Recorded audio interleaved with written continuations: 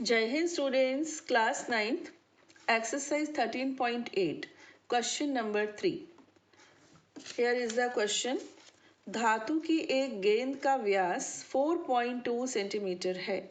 यदि इस धातु का घनत्व 8.9 ग्राम प्रति सेंटीमीटर क्यूब है तो इस गेंद का द्रव्यमान ज्ञात कीजिए। The diameter of a metallic ball is 4.2 centimeters. What is the mass of the ball? If the density of the metal is 8.9 grams per centimeter cube. बच्चों ये फिजिक्स आ गया थोड़ा सा ना, फिजिक्स भी मैथ्स के बिना कुछ नहीं चल पाता। चलिए डायमीटर कितना है 4.2 सेंटीमीटर, उसको बनाया हमने रेडियस, त्रिज्या बनाया, कारण क्योंकि हमारे फॉर्मूले में आर है। ओके, गोले के आयतन यानी कि वॉल्यूम ऑफ स्फीयर का फॉर्मूला होता है 4/3 pi R cube, it is cube. Okay, now put the value 4/3, pi की वैल्यू भी रख दीजिए 22/7 और आर के प्लेस पर 2.1 आएगा 3 टाइम्स। 7 और 3, 7 3 21 होता है ना, एक एक करके कैंसिल करेंगे तो 0.1 आ जाएगा। 4 इंटू 22 हो गया 88, 88 को 0.1 से मल्टीप्लाई किया तो 8.8 है ना, और 2.1 इंटू 2.1, 2.1 का 21 का स्क्वायर कर दीजिए 4.41 आ जाएगा। इनको किया हमने मल्टीप्लाई तो ये आ गया। ठीक है, अब ये फॉर्मूला आपको याद होना चाहिए, mass is equal to volume into density. द्रव्यमान इज इक्वल टू आयतन गुणा घनत्व या घनत्व गुणा आयतन, जैसे भी आपको बोलने में इजी लगे, इसे आपको बच्चों याद रखना पड़ेगा। ठीक है, वैल्यू रख दो आयतन की और घनत्व की, बस फॉर्मूला आंसर आ गया। यहाँ पर कायदे से लगभग अप्रॉक्सीमेटली लिखने की हमको ज़रूरत नहीं थी क्योंकि हमने सब कुछ एग्जैक्ट किया है, लेकिन बुक में इन्होंने जो वैल्यू दी है ये शायद लगभग होगी, तो इसीलिए हमने आंसर में लगभग दे दिया। ठीक है, क्वेश्चन नंबर 4। ऐसा क्वेश्चन एक हम पहले भी कर चुके हैं, शायद इसी में किया है सरफेस एरिया के टाइम पर, और मुझे याद है। चलिए, चंद्रमा का व्यास पृथ्वी के व्यास का लगभग 1/4 है। चंद्रमा का आयतन पृथ्वी के आयतन की कौन सी भिन्न है? The diameter of the moon is approximately 1/4 of the diameter of the earth. What fraction of the volume of the earth is the volume of the moon? Okay, मुझे याद है उस क्वेश्चन में मैंने चंद्रमा का डायमीटर d1 और अर्थ का d2 लिया था। अभी यह मैंने उल्टा किया। Let the diameter of moon be d1 units and the diameter of earth be d2 units. Hindi में लिखना हम भूल गए, बोल देते हैं बच्चों, आप लिख लेना। माना चंद्रमा का व्यास d1 इकाई है तथा पृथ्वी का व्यास d2 इकाई है। ठीक है, अब आपको क्या दिया है कि चंद्रमा तो आपको मालूम है ना छोटा है, अर्थ बहुत बड़ी है, चंद्रमा तो उसका सैटेलाइट है, उपग्रह है, तो छोटा है उससे। d1 is equal to 1/4 d2। दोनों पक्षों को 2 से डिवाइड कर दिया, दोनों पक्षों को आधा कर दिया है ना।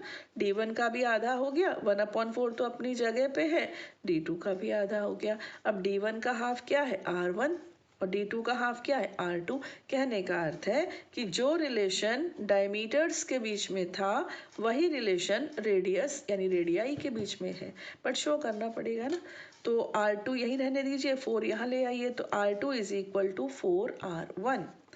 Volume of moon upon volume of earth, चंद्रमा का आयतन अपॉन पृथ्वी का आयतन, दोनों के आयतन का सूत्र तो एक ही है, बस वहाँ r1 है, यहाँ r2 है।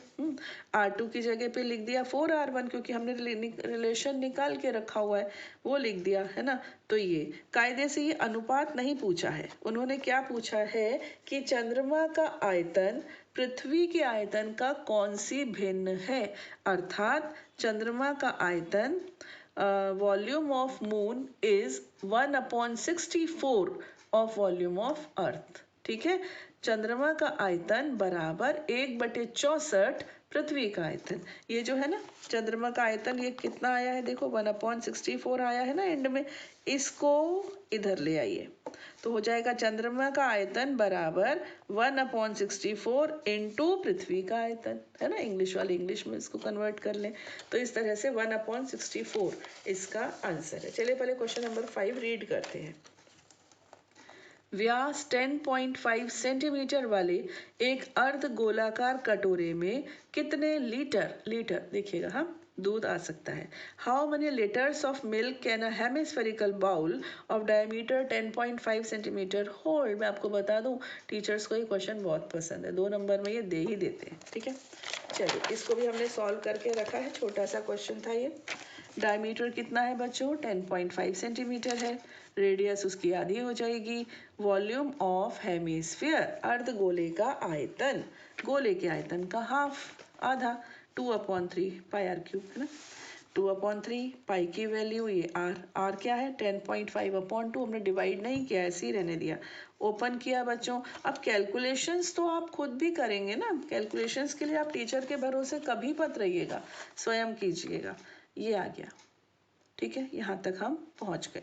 अब उन्होंने कहा लीटर में भी कन्वर्ट करो। Okay, since 1000 centimetre cube is equal to 1 litre, therefore 1 centimetre cube कितना हो जाएगा 1/1000 लीटर, और इतना सेंटीमीटर क्यूब कितना हो जाएगा इतना अपॉन 1000, है ना। तो डेसिमल 3 प्लेस खिसक जाएगा और हमारा आंसर पता है क्या बनेगा, हमारा आंसर बनेगा 0.3031875 लीटर। इतना कौन लिखता है, राउंड ऑफ कर देते हैं ना। राउंड ऑफ का रूल आपको मालूम है। जैसे कि मेरे को 3 प्लेस तक लेने का मन था, तो क्या किया मैंने 4th प्लेस को चेक किया। 4th प्लेस यहाँ पर देखो, यहाँ पर था वैसे वो, है ना। 4th पे क्या है 1 की क्या प्रॉपर्टी रहेगी, हम आपको कितने ही वीडियोस में ये चीज़ बता चुके हैं कि 1 की प्रॉपर्टी बच्चों ये है कि ये 5 से छोटा है, तो ये एक भी डिजिट अपने पास वाले को नहीं देगा, ये बिना लिए दिए चुपचाप चला जाएगा। तो हमारा आंसर क्या रह गया 0.303, बट अब ये अप्रॉक्सीमेट है क्योंकि हमने ये डिजिट्स हटा दिए ना, हमारा आंसर बन गया अप्रॉक्सीमेटली यानी कि लगभग, ठीक है। वॉल्यूम ऑफ स्फीयर कैसे आता है, उसका फॉर्मूला 4/3 पाई आर क्यूब कहाँ से आया बच्चों, ये मैंने अपने प्रीवियस वीडियो में आपको बताया है, उसका लिंक हम डिस्क्रिप्शन बॉक्स में रख देंगे। आप ज़रूर उस वीडियो को देखिएगा। गॉड ब्लेस यू बच्चों, पढ़ते रहो बढ़ते रहो। जय हिंद।